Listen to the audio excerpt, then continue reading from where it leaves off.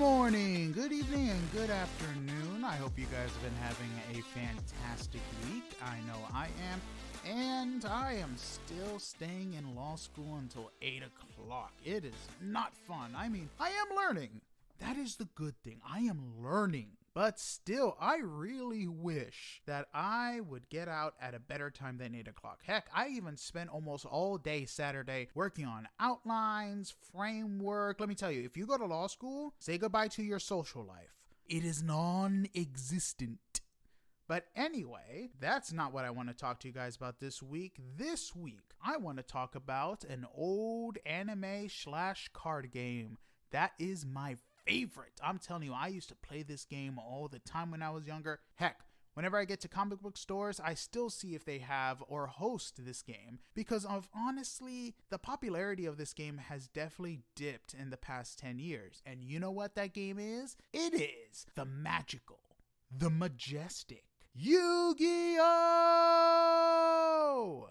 Sorry, I had to do that. Oh my god. Do you guys remember Yu-Gi-Oh? I remember Yu-Gi-Oh, watching it as if it was yesterday. Surprisingly enough, it wasn't. But still, man, waking up Saturday mornings, turning on the TV, seeing Yu-Gi-Oh, facing off against Kaiba, maybe Joey, or just some random goons, basically drawing those cards, hitting them on his dual disc, and just seeing those holograms pop up. My god, those were the days. And let me tell you, one thing that really was great about this card game was that if you watched the anime, you learned how to play the game. That was amazing. Look at freaking Pokemon. You basically watch the anime, you're not learning how to play Pokemon, at least the card game. If you play on like a Switch or a whatever, like 10, 12 years ago, it would be the DS or Game Boy. Sure, you learned how to play Pokemon. Hey, this is weak against this one. This type is stronger against this type. You learned, but not the card game. The card game is totally different, kind of plays like Magic. But anyway, that was the great thing about Yu-Gi-Oh! It was easy to pick up because you watch the anime and you're able to pick it up because they actually play the card game. Magic the Gathering, you had to read the rules or whatever because they didn't really have an anime, which is strange because you would figure a popular card game like that would have its own anime. But anyway, like I was saying before, I used to wake up watching Yu-Gi-Oh! Every chance I got, I used to duel with people.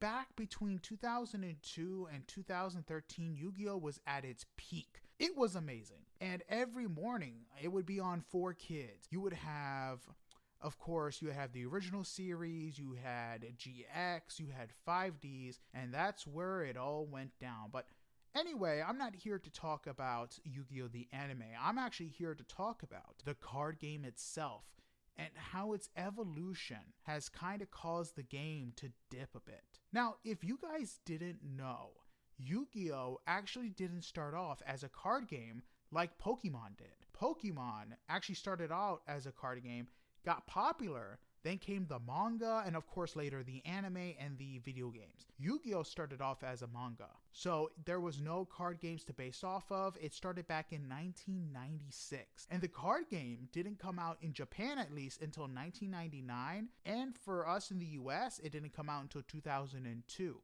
So that's a big gap. And of course, with all the arcs that they had for Yu-Gi-Oh!, they were able to build off monsters. They had to come up with a lot of these monsters' abilities from scratch. And of course, had to take the rules from Yu-Gi-Oh! The manga and basically find out if it was applicable in real life. And the biggest difference between Yu-Gi-Oh! The card game and other card games is that you could just place the monsters down without needing mana, without having to garner energy. In the first arc of Yu-Gi-Oh!, which was Pegasus, you could just throw down any monster you want, and the stronger the monster, the better chances you were at winning. So it was all a numbers game. Of course, you had your spell cards, your trap cards, you can tribute summon to tribute these monsters with these weird special effects, but it was definitely different from other card games. In, of course, Magic the Gathering, you need to garner mana to even summon a monster. Some attacks, you need to use mana to use the attacks. Pokemon's the same thing. It's energy. You need a certain amount of energy to summon something, and you need a certain amount of energy to attack. Yu-Gi-Oh! you can attack willy-nilly. The magic cards and trap cards were there for your protection or to basically gain you an advantage. And once the Pegasus era was over, of course, you had Kaiba's tournament, where they added new rules where you basically had to sacrifice monsters to basically summon them. If I remember anything above 4 to 5, you needed to sacrifice 1. 6 to about 9, you needed to sacrifice 2 monsters, and 10 and above, you needed 3 monsters to sacrifice. So it was pretty simplistic in its rules. But the best thing about that was they were able to create different cards for different situations. Each time they had a new season of Yu-Gi-Oh!, they would add some interesting cards. So like in Kaiba City and in Pegasus, we got field cards, which basically changed the battle and either gained life points or helped you gain an advantage because of the type of monster you were able to do. Like I said, to jump into Yu-Gi-Oh! Was pretty simple compared to the other ones. But interesting enough, I think that the people who made Yu-Gi-Oh! Felt that they had to basically update it and make the game evolve every single time, because every single time there was a new anime for Yu-Gi-Oh! Under the same Yu-Gi-Oh! Name, the rules would be updated or evolve in a different way. So of course, it was touched upon when it came to polymerization in the original series. But once you got to GX, it was the main thing. You could fuse monsters here and there. It expanded upon it. It went dive deeper, where you could basically sacrifice monsters, put them in the graveyard, put them in exile, and still be able to fuse through there. They, of course, introduced new monster types like Hero, Gems, Dark Heroes, and a whole bunch of other things. And it was great because it was cool seeing these things on TV and be able to purchase them and use them. Now, the one thing that was also kind of different in Yu-Gi-Oh! Was that a lot of times the abilities that were in the anime did not translate into the card game. And not to mention, a lot of the fusions didn't transfer either. Because in the anime, they just threw down a polymerization and were able to fuse whatever monsters they needed. That didn't happen in the card game. You needed the specific card to be able to fuse. Trust me, I would have loved to fuse different monsters around and just did whatever with it. Because I don't think they had, what was one of the bigger fusions? Blue Eyes, Dark Magician? That would have been crazy. I would have loved it. But again, like everything else, it needed to evolve to keep people interested. And after GX and after the fusions, we basically had 5Ds, which introduced synchro monsters. Now, the one thing I forgot to mention when I was talking about polymerization monsters was the fact that you, besides having your main deck, you had something called an extra deck. For the original series, it was basically made with fusion monsters and tribute summon monsters where you had to do a ritual. Now, when it came to synchro monsters, it actually made the extra deck a lot larger and relevant for metagaming, where you were basically strategizing to tune up your monsters and basically use them to win the game, whether it be throwing down two weak monsters that can synchro together to come up with either a stronger monster or a weaker monster with a better special ability that you can use to your advantage. It was great, and for a time, you could do so much metagaming where you can come with a great strategy. You can basically base your deck upon one synchro monster or one card altogether, where it's basically helping you summon that monster. Or even if that monster dies, they work together to bring that monster back. Like I said, it added a great mechanic to the game, and I absolutely loved it. But after 5Ds, things started to go downhill because the anime took a hit. And not a lot of people were updated with the new rules, which came through XYZ monsters, which basically gave you the ability to throw down 2 monsters with the same star level and basically allow you to summon more monsters willy-nilly. Now, it wasn't a bad thing, not per se, but it was kind of weird throwing down, let's say, you had 2 summons. One was a level 4 monster and the other one was a level 4 monsters. You could just put them together and summon another monster on top of that. Now, the thing that made it different was the fact that instead of putting those 2 cards into the graveyard, you would actually put the new summon monster on top of them. And if you were basically, now I'm working off memory here, destroy one of the cards that were used for the summon, the monster went away. So it didn't change up the game a bit, but it did kind of make the game boring. And the thing after Zexal and XYZ monsters that really turned away players were pendulum monsters. And this was the thing that turned away so many different players from Yu-Gi-Oh! Because not only did it change the board for the very first time, it introduced these monsters that were able to summon so many different monsters all at once through, I think it was called chain links, that made the game very boring very fast because one, it basically became who can summon what first and stack the board before the other player got a chance to do anything. And the thing that made Yu-Gi-Oh! Fun was the whole thing about strategizing. Okay, I summon this monster first round. I'm waiting for this card to come up, and hopefully I'm able to finish this by round 6 or 7, and we'll have some fun and be dramatic. But with pendulum monsters, it was like, all right, I have this card. It allows me to summon these, and these. And not to mention, like I said before, they changed the board. So these monsters were able to have their own special spot and have abilities that were just terrible. Honestly, being able to summon all these monsters at once really took away from the fun of the game. And like I said, it really turned away a lot of old players because it just started to get complicated and it just became a numbers game before. Like, okay, I'm just gonna want this card because it's gonna allow me to win the game this way, or I just want these cards and I'm not even gonna strategize around the deck. I just want these monsters to be summoned and I'll just throw in a bunch of powerful cards that kind of complement that. That wasn't the Yu-Gi-Oh! We grew up with. Sure, you had old cards that surrounded one specific card, but those strategies took their time and it was fun.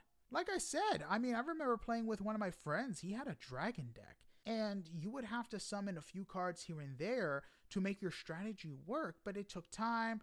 You basically looked at, it was like playing poker in a sense. You basically had to have the best poker face, and sometimes you'd get lucky and have the card that you need. So like I said, my friend did a Blue Eyes deck, and one of the most broken cards out there that I hated was, I forgot what this chick is called, but Mrs. Blue Eyes or Servant of Blue Eyes, where if you attack this chick, she basically went from attack mode, defense mode, or whatever, canceled out the attack, and basically summoned the Blue Eyes White Dragon basically from the deck or hand onto the field automatically. But that was it. You just got to summon one monster off the bat. With Pendulomnium monsters, you basically were able to summon several monsters per turn and basically made it broken again. I played through a tournament not too long ago where these guys were using these pendulum monsters and it wasn't fun anymore. Done within 2 rounds. Like, that wasn't the Yu-Gi-Oh! I grew up with. That wasn't fun. And then after Pendulum Monsters, you had Link Monsters, which changed the board again. And it opened up the extra deck even more. So now you basically need a monster to get into some of your extra deck monsters. This also limited some of the extra deck mechanics. And it was so bad that they had to revert it and basically change it again. And you know what's the funny thing? And the thing that makes me laugh, during all this madness between the Pendulum, the Link monsters, they came out with a Yu-Gi-Oh! Movie. And you know what that Yu-Gi-Oh! Movie was about? Original Yu-Gi-Oh! It's crazy. Like, they're adding all these extra mechanics to a game, but when it comes to putting out a movie, they go back to the original because that's where the fans are. I've even heard of tournaments that don't want anything to do with Pendulum or Link monsters and just go back to the old days where it was basically synchro, polymerization, ritual, and sometimes XYZ because, given XYZ wasn't as popular as the other 3, but it was still fun. It didn't change the board, and not to mention, there was a bigger fan base for those. So older people who just watch the anime, have their decks, and know the basics of the game could still jump in and have some fun.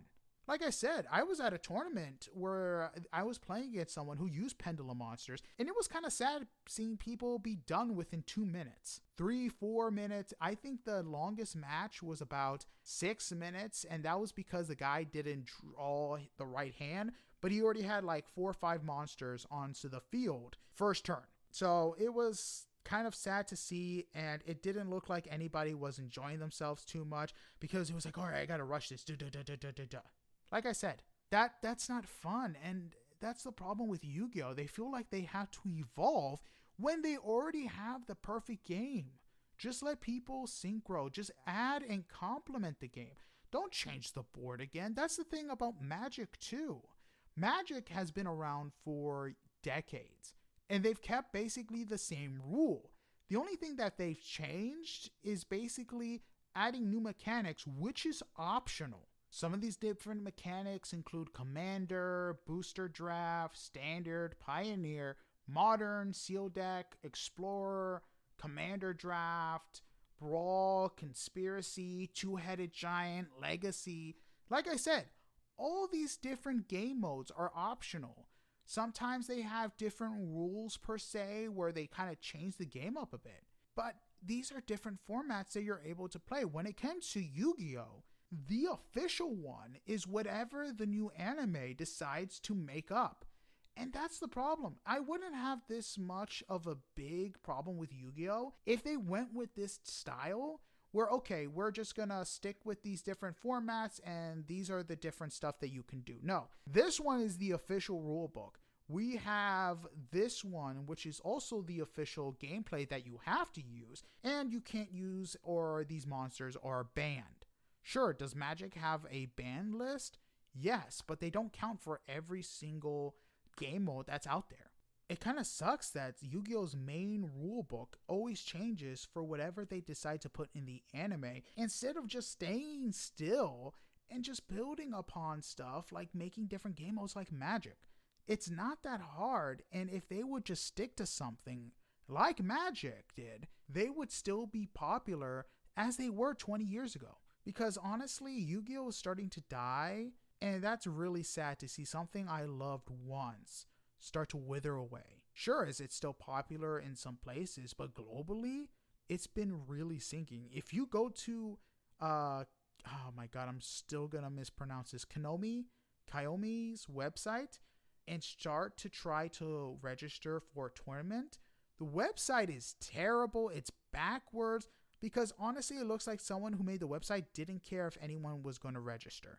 So that kind of shows you where Yu-Gi-Oh! Is at now. If this was like 20 years ago peak Yu-Gi-Oh!, you know that website would have been reformatted every single year to make sure people were able to register, that this was happening, because money was there to be made. And that's not the case now. Heck, even now, when I was little, I would go up to Walmart and see all these different Yu-Gi-Oh! Cards. I would beg my mom to buy them for me and all this different stuff. And now when I go to the Walmart or Target or whatever, I rarely see Yu-Gi-Oh! Anymore. Even in comic shops, it's hard to see Yu-Gi-Oh! Anywhere. Sometimes you just have to ask for it.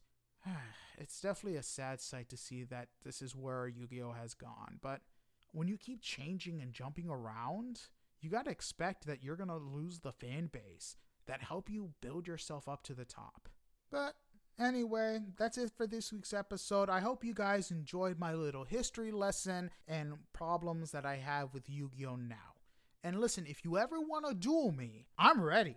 As long as we don't play with any Pendulomia monsters or Link monsters, I'm good. We're doing this old school, and I will show you how badly my deck will whoop yours.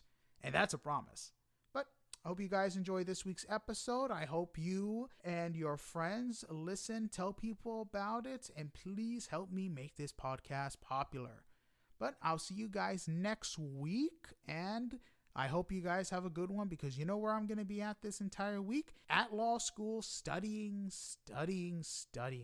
As you can see, my social life is amazing. But like I said, sayonara, see you later, and have a good one. Goodbye.